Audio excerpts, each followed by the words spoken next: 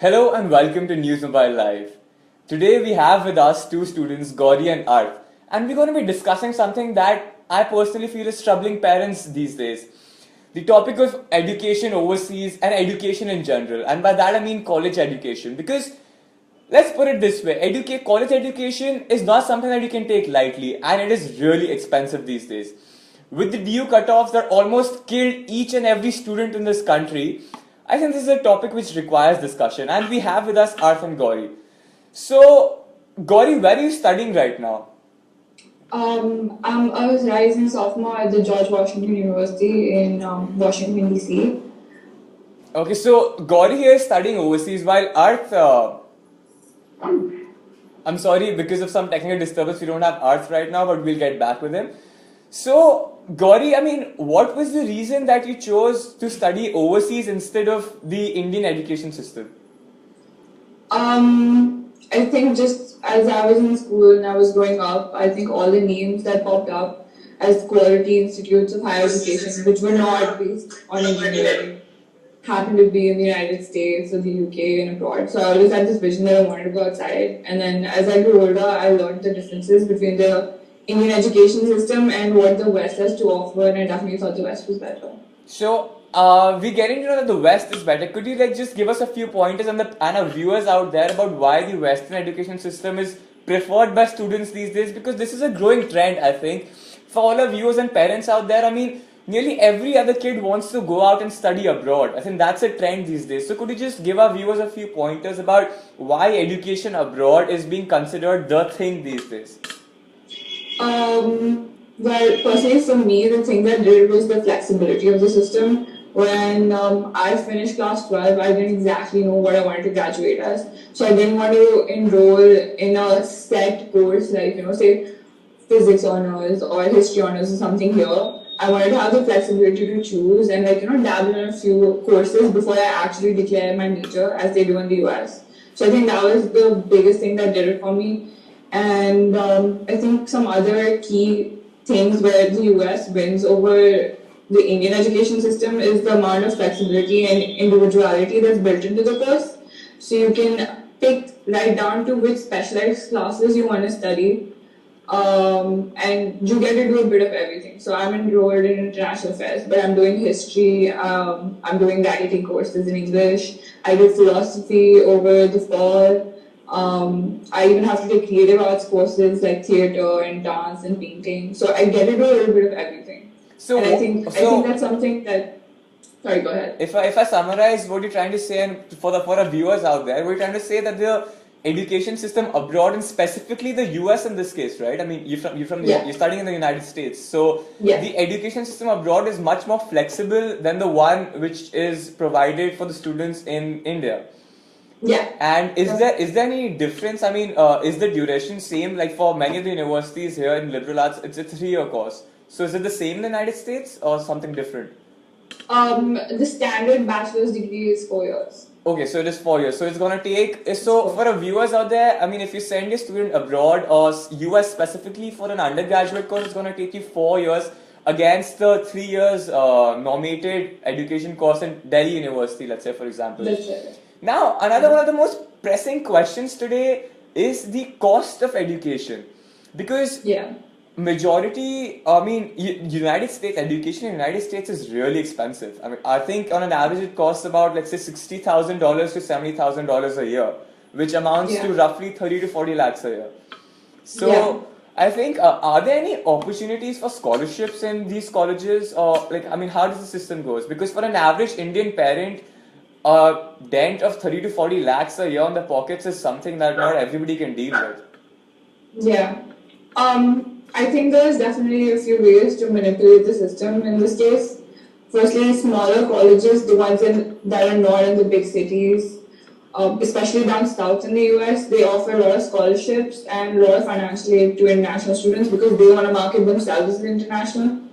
So that is definitely an option for people when they're applying, and they consider that. I do know a friend who picked a college in the south rather than a name brand college because the amount of financial aid they were offering was a lot more. Okay. But besides this, when you're applying, you have some colleges give out financial aid to international students. And besides this, there's also scholarships available from private institutions, but those are highly competitive and you have to apply for them. So, so what you're trying to say is that students should actually look out to smaller colleges and not just the brand names they've been hearing out in movies and everything. Because let's face it, we're not very well acquainted with the US colleges and the number of colleges. We've just heard of very few number of colleges, let's say the Ivy Leagues or something. So Yeah. what we're suggesting here is that students should apply to colleges which are smaller in size and which are well scattered through Europe. Yeah, I think you need to find what's the best fit for you. I think every college is a little bit different in terms of what they have to offer and the kind of classes they have to offer, the location they have to offer, the overall experience they have to offer. So you have to find the right fit for yourself and don't be afraid to go out to lesser known colleges. Okay. Arth, do we have you back online? Yes. We can't. Sorry for all of viewers out there. Okay, yeah, Arth is back online. So Arth, where are you studying? What are your plans? I mean, even you've just passed out from grade 12. So what are your plans for college? Hi, Sadhu. So I just passed out of grade 12 and I decided to take a gap year, which is something that very few Indian students tend to do. One second, the Arth, reason let me I just chose- stop you out there. So Arth here is taking a gap year, and I think gap year is one of the topics which are of great taboo in our Indian educational system, because I personally remember my parents telling me in grade 11th that taking a gap year is not an option for you. You can go into a 30 or a 4th year college, but we won't allow you to take a gap year. So what actually helped you convince your parents that taking a gap year is the right option for you? I think what actually helped my parents was that it wasn't that at a university. In fact, I had gotten admission into NYU in New York City in the United States. But I believe that if I embark on this journey of going to college right after grade 12, then I would be just stumbling from steps to life and eventually just when doing some job. So it might sound really cliched, but in order to find some meaning and broaden my horizons, I embarked on taking a gap. I think what really helped me convince my parents was the fact that I had already achieved quite a bit in school. And so when I weighed the pros and cons and told my parents about why I believe this is the right choice for me, they were very supportive about it. They weren't looking at it as something that I shouldn't be doing. In fact, initially my parents were reluctant to have me on a gap year because they said that I should go to university because I already have an offer. But when I told them that this would be a very enriching experience for me in life, because after this I might not ever really have the time to really do the things that I want to do, and I think that really convinced my parents. So, Arth, what are your plans after this gap year? Do you plan to apply to colleges in India, abroad, and if so, I mean, what are your reasons for applying in either of the places? I do not plan to apply to universities in India because of two reasons. The first one being that I did my grade 12 in the IB curriculum, so most universities in India do not accept the IB. And the second reason being, I want to follow the liberal arts education because my interests, as I believe right now, are very diverse in their nature. So from philosophy to mathematics to economics and even music are all the things that I enjoy. When I go to college in India, there are not so many options available for me to expand and capitalize on all my interests and. So, do something. what I think, I mean, Gauri and Arth have said the same point here. The Indian education system is not flexible enough for students to actually capitalize on the various fields and so many ranges of educational system that are supposed to be provided to students. So, I think that for all our viewers out there, that is one of the most major reasons why your kid today wants to have an education abroad. And as we've already discussed, I mean, education abroad is really expensive, costing you about 30 to 40 lakhs a year. And we've discussed these scholarship opportunities with Gauri. And she's told us that, one should apply to smaller universities and not just the branded ones, because they'll obviously have more inflow of students and scholarships become that competitive. So for someone looking to study for an undergraduate course, what are the various other scholarships available? And for this from point of view that you're taking a gap year. Sajjal, I'd like to clarify something about scholarships, grants, and financial aid. These terms, while they sound very similar, they're actually really different from each other. So a lot of the colleges in the world offer financial aid to students, which is assistance to students when it comes to their tuition fees in terms of reduction.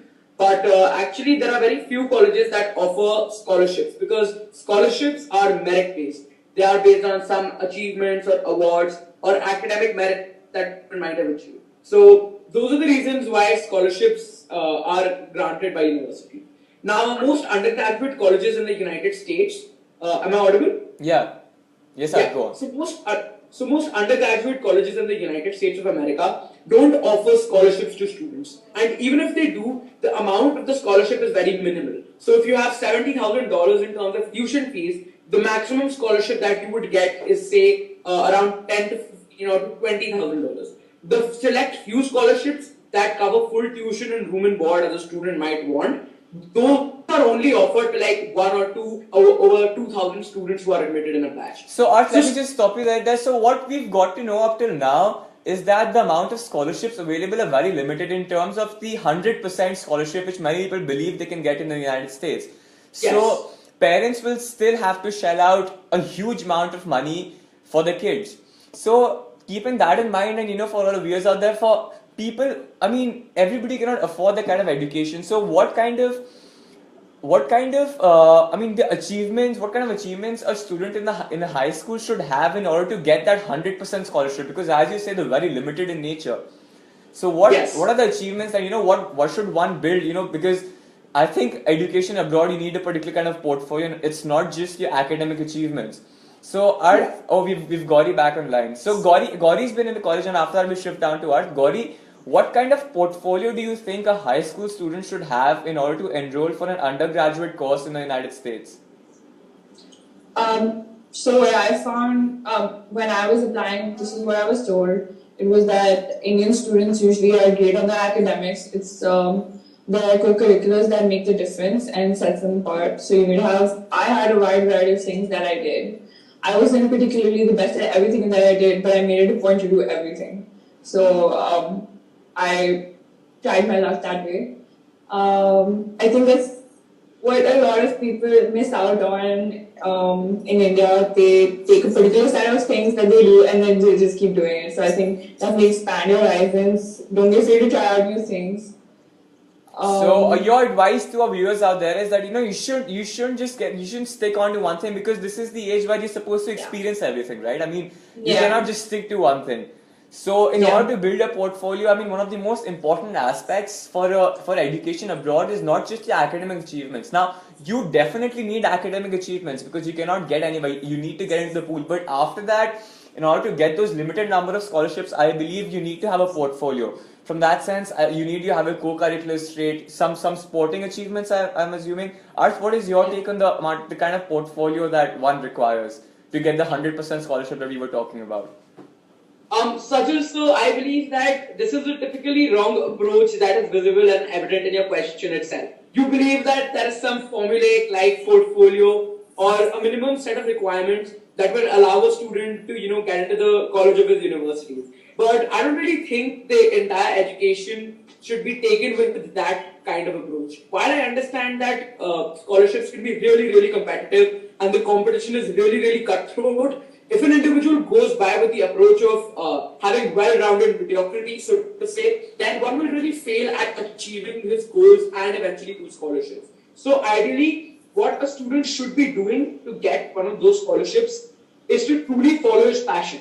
And while it sounds really cliche to say that one should follow their passion, the fact of the matter is you can't really follow your passion without trying different things. So it's like I can't say I love chicken because I'm a vegetarian. So unless I try a host of different things, I can't really figure out what are truly the things that interest me. And it is the pursuit of trying those different things that makes a portfolio, as you call it, that actually allows the admissions officer at universities to see that an individual has devoted time into exploring his or her own interest and is not merely doing something that everybody else is doing. Okay, so we have that point of view as well, and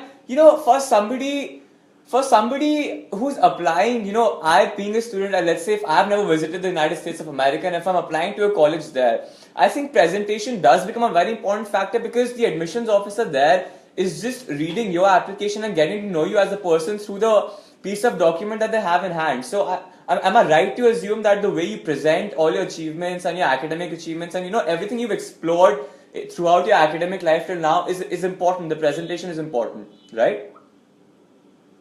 Yes, 100%. Okay. So moving on to the more important aspect of education abroad is the culture shock that one gets when he or she moves abroad. And while Arth hasn't experienced that yet, Gauri has because she's been studying there. So Gauri, what kind of culture shock did you receive when you went to the United States? I mean, we have, the globalization has taken in place.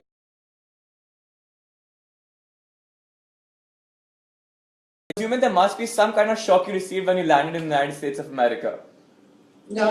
So I had been to America before. I traveled quite a bit. So the first few weeks when I was there, it didn't really seem like anything. It seemed like an extended vacation.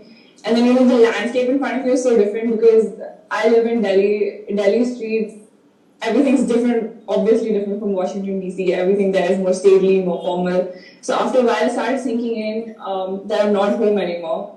And the conversations that I'm having here are with real people. This is not a vacation. I'm going to live here. So it definitely took 6 months to adjust to that. It was very weird. After 1 month, I was kind of in a limbo. And I'm very close to my family back home. So it was weird to stay up and talk to them, and then they're busy, and then when they call me, I'm busy. It was weird like that. So it definitely was kind of culture shock, and coming from a society like India and shifting directly to the United States, which is the epitome of how do I put it, the globalization, the Western ideals, right? So coming because most of the colleges which I've heard, they have something like the co-ed bathrooms and your co-ed dorm sharing. So that definitely comes as a shock, and I'm not passing a judgment on that. I'm just saying that it's definitely a shock for a person coming from a very different style of living in a very different society. So for our viewers out there, it definitely is different, but we have somebody right here who's adjusted very well, and she's enjoying her life in the States and she's enjoying her curriculum. So Arth, coming back to you now, what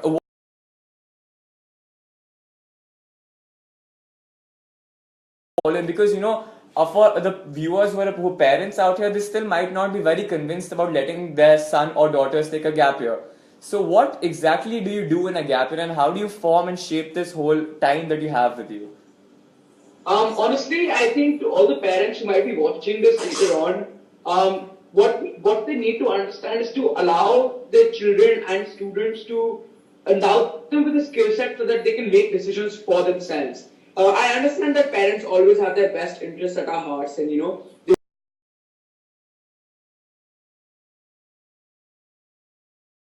fast for us, we need to explore different options.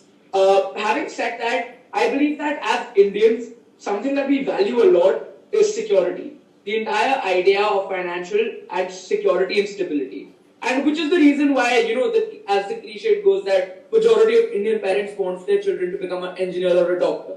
It's not because they see some sort of prestige in those professions. No, it's simply because at the bare minimum, those are the two professions that will definitely guarantee you with some amount of financial security. So the entire idea, like what I did, plunging into a year of uncertainty, of challenging myself with whatever comes through and making my own future, is a road that very few people take. Because at the end of the day, a lot of these individuals that I've met who have advised me not to take a gap year have only been on the ground that what if it doesn't work out? Why do you want to waste another year? Things like that. But the fact of the matter is, I'm out here in the real world. I'm interning right now, and after that, I'm pursuing my own research projects. So this year, the time I by far that now I've spent has been really, really enriching for me because it's allowed me to understand and gain a different perspective than I would have as a student in school. Okay, so what I can make out from what all the things that you've pointed out for a parent out there is that a gap year would certainly provide your kid to experience the real world and the challenges he or she will face in the real world. Because let's face it, up till now, kids have been in a very protective environment in the high schools. Yes. And one has the opportunity to do, let's say, as Arth is doing a number of internships, a number of research papers. Which brings me back to Gauri. Gauri, what exactly, Arth is doing his internships and he's doing his research papers and everything, and that's what we discussed. I mean, the colleges abroad, they don't just look at your academics. You need to build kind of a portfolio. People need to do something out of the curriculum because you're very competitive. It's a world. People from around the world are applying to these universities, and it does become competitive. And now coming back to that, what is the process of applying abroad? Do you have to give certain examinations? Because I've heard that there's something called the SAT and the ACTs. So what is Gauri? What is the process now? You've applied. So like, how do you go about applying to the states? Yeah, so I think the first step would be to plan out which colleges you want to apply to. Like just a scratch list, you may not end up applying to these colleges, you might, but you need to check the requirements of each individual colleges because each college requires some different sort of test, some different sort of score, some particular subject test. So you have to check those out first, and then you should start planning, say a year ahead, when you're going to take the SATs. If you're going to take the SATs. So what you're trying to say is that this whole planning system, it begins in grade 11, I guess, I'm assuming, because you need a 1 year time period, right? Minimum. A lot of people start before that. Okay, so a lot of people do start before that. So I think what you propose is that one should start preparing after the class 10th boards, like a timeline. By preparing, I mean create a timeline for everything because these tests, for example, the SAT test which one needs to give for the United States, I'm assuming, it has a limited number of dates. So like, how does it go? Is there one test in a year or the number of tests spread throughout the year? I think the test cycles run from January through June, and there's 2 tests every month, in the beginning and the end. And you have to sign up, I think, 2 or 3 months in advance for each test. So can a student give these tests again and again, or yeah? Okay, so one can give these tests again and again in order to improve their scores. Yes. So the catch is some colleges will super score. That means the SAT is 2 sections now. When I gave it was 3. Okay. But you get an individual score on each section. Some colleges, when you apply, will super score. That means that they will take your best score from each of your attempts as your final score. Okay, so I guess what one needs to do is have do an intense study of the colleges that they're applying to because there's something known as the subject tests, and that depends from university to university and course to course, I'm assuming. So to all the viewers out there, you need to start creating a timeline about these SAT dates because registration requires you need to register at least 2 months before the test takes place. So you need to fix on the universities. I think that's the first thing one must do. Create a list of the universities that they're applying to. After that comes the SAT test, which is spread throughout the year, and they keep on taking place. I think there are probably 5 to 6 tests in a year. Yeah, about 5. About 5 to 6 tests. So you need to plan out your SATs. And after that, when does this whole application come out? Is there a particular time frame, or can you apply any time throughout the year? So the application comes out around September, usually September, Okay. August, September. And there are different application dates, so you can apply earlier, you can apply during the regular process. The regular process ends in December. So the application window is open from September through December for the regular process. Okay, so the different time frames. So I mean, keep in mind, Arth, you applied next year. So I mean, I'm assuming you've already started this whole process of applying to the universities. Yes. And the different rounds, I'm assuming, Arth, there's this regular decision, early decision, and then regular decision, right? Yes. So could you just explain to our viewers exactly how this application system works because you're actually going through it? Yeah. So Sajjan, here's how this works. Most colleges have 2 rounds of application cycles. One is called the early decision or the early action process, and the other is called the regular decision process. The benefit of applying early decision or early action is that the deadline to apply is a little bit earlier, about 2 months in advance. And similarly, the decision also is given to the student about 2 or 3 months in advance. So if as a student you believe that you have a very strong profile and a really good application and you have one specific target college in mind, then it is advisable for you to apply in the early cycle because that will give the admission officer the chance to look at your application before any other applications. And similarly, you'll apply the most early decision deadlines are November 1st and the results for early decision are out by December 15th. So by December 15th, you'll get to know about your decision in the early cycle. Now, this decision can be of 3 types. Either you will be accepted, which is great, congratulations, or you will be deferred, or you will be rejected. So being deferred is something which most Indian students are not aware of, which would mean that now that you applied in the early cycle, but because already applicants have been taken in from the early pool of applicants, your application will now be considered in the regular pool. So it is the same as applying in regular decision. So the regular decision deadline is by December 31st, and your decisions are out by March 3.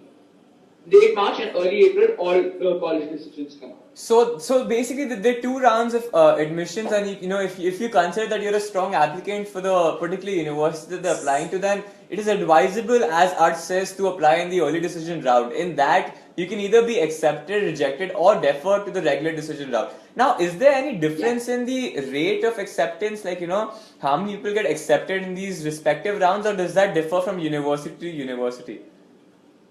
Honestly, Sajal, that differs from university to university, because the thing about an early decision is that it's binding. So Okay. if you apply to a college as an early decision applicant, then and if you get admitted, then you're not allowed to enroll in any other college in the United States of America, because the decision is binding. Unless, of course, you apply for financial aid and the university doesn't meet the eligible demonstrated financial aid that you may require. So So that is one very important thing. Let me just point it out to our viewers that the early decision is actually a binding, a form of application where if you get accepted into the university and you reject it, then you would not be able to apply throughout. Is it throughout the United States? If I could just add to that. Yeah, Gauri, go ahead. The early decision and early action are actually different. Early decision is the contract based and you can only apply to one college. Okay. Early action is offered by colleges like Georgia Tech. You can basically apply to a number of colleges which take early action, and it's not a binding contract. Yeah. But So it's just that you early apply action. So early action is not actually a binding contract, and you can apply. So what essentially early action, I believe, is that you get to know your decision before the regular decision applicants. While early decision, on the other hand, is a binding agreement, and you can only if you get accepted, you can only break the contract if your financial need hasn't been met up to, right? Yes. In early decision, you can also only apply to one college. And for early decision, you can only apply to one college. While in regular decision, is there a particular limit to the number of colleges you can apply, or no? None. So there is no limit. Even in early action, there's no limit. You Even can in apply to all early colleges. action, there is no Actually, limit. Sajal, there are two different kinds of early action processes. So the kind of early action that is offered by institutions like Georgia Tech is non-binding and non-restrictive, and therefore you can apply to multiple institutions. Okay. However, there are some extremely selective colleges, namely Harvard, Yale, Princeton, Stanford, MIT, and Caltech, which have a restrictive early action process. So, which the contract is that you can apply, you can get your decision, but you cannot apply early to any other college in the United States. However, even after you've received your admission decision, the offer is not binding. You can still apply to other colleges in the United States and may change your decision as and when the decision comes. So that is some really detailed opinion. I mean, that's some really detailed admission process that you're getting from experts right there for our viewers out there. And I'm assuming that now you know exactly when and where to apply to what college. So over this whole discussion, I think we've covered an array of topics. I mean, we've covered everything from why education abroad compared to education in India for people who are looking for scholarships and financial need based. We've discovered the opportunities available that the United States universities apply because they're very well funded, and the amount of the kind of portfolio that you guys need for our viewers who need the kind of portfolio for these particular scholarships. About how certain people, there's a trend, people these days are taking gap years and not directly going to colleges. What are the advantages and disadvantages of gap years? The whole admission process and everything. So, I think that with the experts right there, we've got everything we know for the admission process next time. Now you just don't need to worry and cry about the 98% cutoffs, which Delhi University this year provided people with. Thank you so much, Gauri and Arth, and we definitely, people will be posing questions to you in a live section, and our experts are always there to interact with you. Thank you so much for watching this News Dubai Live. Stay tuned, and thank you.